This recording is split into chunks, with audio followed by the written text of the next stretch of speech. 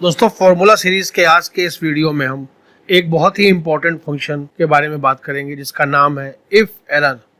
जैसा कि दोस्तों इसके नाम से पता चल रहा है कि इफ एरर मतलब अगर कोई एरर आता है तो हम क्या करेंगे।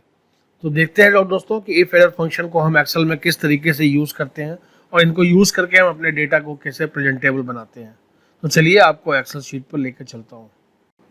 दोस्तों एक्सेल में काम करते समय कई बार जब हम फॉर्मूला या फंक्शंस को यूज करते हैं तो हमें इस तरीके के एरर दिखते हैं, जैसे कि हमने यहाँ पे दिखाया कि ये डिवाइड बाई जीरो एरर आ रहा है। इसी तरीके से कई तरीके के एरर हैं, जैसे कि अगर हमने कुछ फंक्शन का नाम गलत टाइप कर दिया, मान लीजिए हमने वी लुकअप फंक्शन यूज करना है, हमने वी लुकअप लेकर एंटर कर दिया तो आप देखेंगे यहाँ पे इस तरीके का नेम एरर आ रहा है। जहाँ के रेफरेंस आपका नहीं हो पा रहा है तो वहाँ रेफरेंस के एरर आते हैं।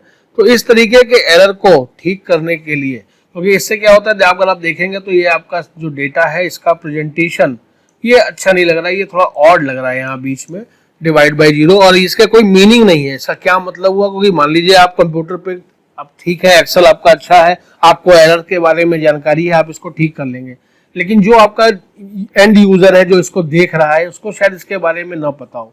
इसकी वजह से उसको ये थोड़ा डिस्ट्रैक्ट करेगा कि ये प्रेजेंटेशन अच्छा नहीं लग रहा है।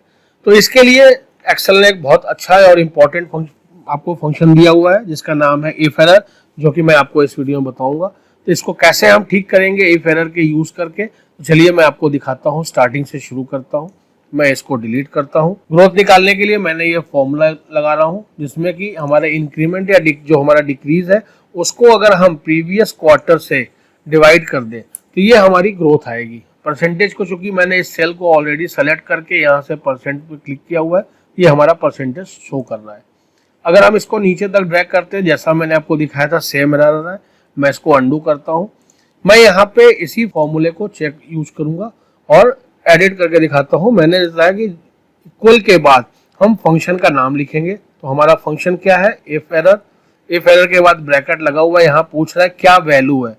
तो वैल्यू मतलब जो भी हम कैलकुलेशन परफॉर्म कर रहे हैं वो हम यहाँ देंगे, चाहे हमने यहाँ पे फॉर्मूला यूज किया हो चाहे हम कोई फंक्शन यूज कर रहे हो, उसकी जो वैल्यू आ रही है उसको हम यहाँ देंगे। इसके बाद हम यहाँ पे कॉमा लगाएंगे। कॉमा लगाने के बाद देखेंगे तो यहाँ दिखा रहा है वैल्यू इफ एरर। अगर इसको परफॉर्म करने पे एक्सेल को कोई एरर मैसेज मिलता है तो वो यहाँ एरर शो करेगा, लेकिन आप चाहते हैं कि एरर को न शो कराए, इसकी जगह आप अपने मन से जो चाहे वो चीज लिखा हुआ है तो वो यहाँ पे आप डालेंगे कि क्या वैल्यू आप देना चाहते हैं। फिलहाल हम इसको नील कर देते हैं कि हमारे कोई वैल्यू ना, ब्लैंक सेल आए वहां पे, हमने एंटर किया तो आप देखेंगे कि यहाँ तो सही आ रहा है। अब इसको अगर ड्रैग करेंगे नीचे तक तो जहां जहां एरर था, यहाँ पे डिवाइड जीरो एरर था, यहाँ पे भी जीरो डिवीजन का एरर था, यहाँ पर भी था, उन तीनों जगहों पे आपका ये ब्लैंक आ रहा है। बाकी जगह पे ये परसेंटेज माइनस ग्रोथ है या ग्रोथ है, नेगेटिव ग्रोथ है चाहे पॉजिटिव ग्रोथ है, वो इसको यहाँ पे शो कर रहा है। इसी तरीके से अगर आप चाहते हैं कि यहाँ पे कुछ मीनिंगफुल चीजें लिख के आए तो अगर हम इस फॉर्मूले को एडिट करें तो अगर हम इस जगह पे जहाँ पे हमने ब्लैंक दिया हुआ है हम यहाँ दे देंगे प्रीवियस डेटा नॉट अवेलेबल और आपने एंटर कर दिया तो आप देखेंगे जहां जहां भी एरर होगा वहां पे ये लिख के आएगा प्रीवियस डेटा नॉट अवेलेबल, मतलब ये इसका प्रीवियस डेटा नहीं है, इसलिए यहाँ पे हम इसका कैलकुलेशन नहीं कर सकते हैं। ये आप सामने वाले यूजर को जो या व्यू कर रहा है, जो देख रहा है आपकी रिपोर्ट को, आप उसको बता सकते हैं कि ये हमने यहाँ तो ग्रोथ या डिग्रोथ हमने निकाला है, लेकिन जहां जहां पे प्रीवियस डेटा अवेलेबल नहीं था वहां पे हम ग्रोथ नहीं निकाल पा रहे हैं। तो इससे आपकी ये रिपोर्ट जो होती है वो मीनिंगफुल हो जाती है। एक एग्जांपल मैंने और लिया हुआ है, यहाँ पे प्रोडक्ट के नाम, जो यहाँ से सारे प्रोडक्ट हैं इसके नाम है। हम जैसे जैसे यहाँ पे प्रोडक्ट का कोड डालेंगे उसका नाम, उसके सेल्स और उसका क्वार्टरली रिजल्ट और उसकी ग्रोथ या डिग्रोथ वो यहाँ पे शो करेगा। जैसे यहाँ पे हमने दिया हुआ है प्रोडक्ट का कोड A001, अगर हम यहाँ A005 डालते हैं तो आप देखेंगे यहाँ पे प्रोडक्ट 5 आ गया और इसकी सारी इंफॉर्मेशन आ गई, यहाँ डिग्रोथ है। लेकिन बाई मिस्टेक अगर यहाँ कोई ऐसा प्रोडक्ट कोड डालते जो नहीं है तो अभी ये दिखा रहा है नॉट अवेलेबल, क्योंकि मैंने इसको चेंज किया हुआ है। अगर हम इसको यहाँ से इफ एरर को हटा देते हैं तो अगर आप देखेंगे ये NA दिखाएगा, मतलब नॉट अवेलेबल, ये एरर इसको शो कर रहा है। अगर हम इसको लास्ट तक ड्रैग करते हैं तो आप देखेंगे कि यहाँ पे इसको एरर दिखा रहा है कि ये नॉट अवेलेबल है, ये प्रोडक्ट इस लिस्ट में कहीं भी नहीं है। तो इस तरीके के एरर से समझना मुश्किल है क्या हुआ। यहाँ पे मैंने इसको दिखाने के लिए वी लुकअप फंक्शन को यूज किया हुआ है।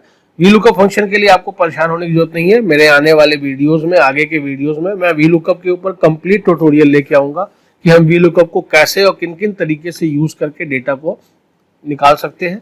तो इसके लिए अभी परेशान न हो, अभी आप केवल इफ एरर फंक्शन पे फोकस करें, जो कि आपके लिए इंपॉर्टेंट है आज की वीडियो के लिए। तो चलिए मैं आपको दिखाता हूँ कि इस एरर को मैं कैसे ठीक करूंगा। जैसा मैंने बताया था कि इक्वल के बाद मैं पहले इफ एरर लिखूंगा, उसके बाद वैल्यू। तो वैल्यू तो इस पूरे VLOOKUP फंक्शन से जो वैल्यू आ रही है वो हमारी वैल्यू कहलाएगी।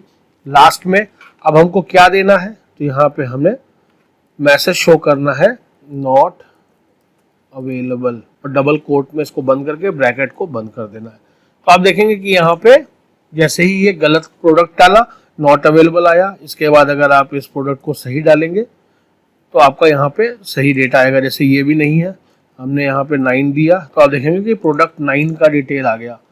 और जैसे ही आपने यहाँ कोई भी प्रोडक्ट डाल दिया, उसका डेटा नहीं है, तो इस कॉलम में तो नॉट अवेलेबल आ रहा है, क्योंकि यहाँ पे मैंने इफ एरर यूज किया है। इन फंक्शंस पे मैंने अभी इफ एरर यूज नहीं किया है, तो इनमें भी हम वही फॉर्मूला यूज कर लेंगे। तो मैं इसको यहाँ से लेकर लास्ट तक ड्रैग कर देता हूँ। तो आप देखेंगे कि सारे सेल में आपके इफ एरर का फंक्शन यूज हो गया, और ये सारा मैसेज आपको जहां भी एरर का मैसेज दिखेगा, जहां भी एक्सेल को लगेगा कि वो डेटा अवेलेबल नहीं है या कोई एरर मैसेज फ्लैग हो रहा है, उसकी जगह वो आपका दिया हुआ वैल्यू यहाँ पे शो कर देगा। इसी तरीके से मैं आपको एक डेटा और एग्जांपल दिखाता हूँ।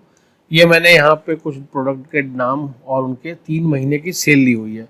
इसको मैंने यहाँ पे तीनों महीनों की सेल को सम किया हुआ है, टोटल किया हुआ है। इसके लिए मैंने यहाँ पे एक सम फंक्शन को यूज किया हुआ है।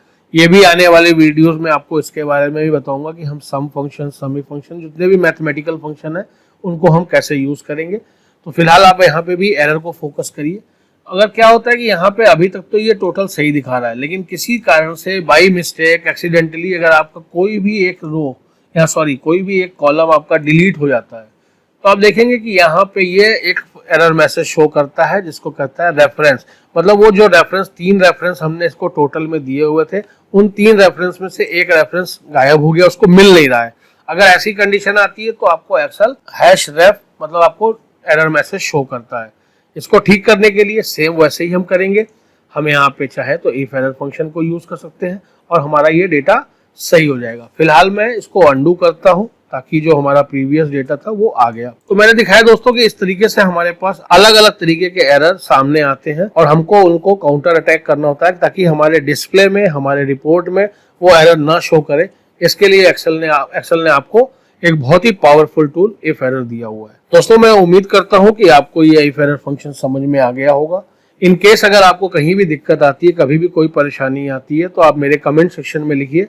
मैं आपके उस परेशानी को, उस दिक्कत को, उस डाउट को दूर करने की कोशिश करूंगा। दोस्तों अगर आपको मेरा वीडियो पसंद आ रहा है और अभी तक आपने इसे सब्सक्राइब नहीं किया है, तो प्लीज मेरे चैनल को सब्सक्राइब करें, ज्यादा से ज्यादा लोगों के साथ शेयर करें और लाइक करें, जिससे कि मुझे भी मोटिवेशन मिलेगा और मैं आने वाले समय में आपको नए नए टॉपिक्स पे नए नए वीडियोस लाके आपको समझाता रहूंगा। थैंक यू दोस्तों।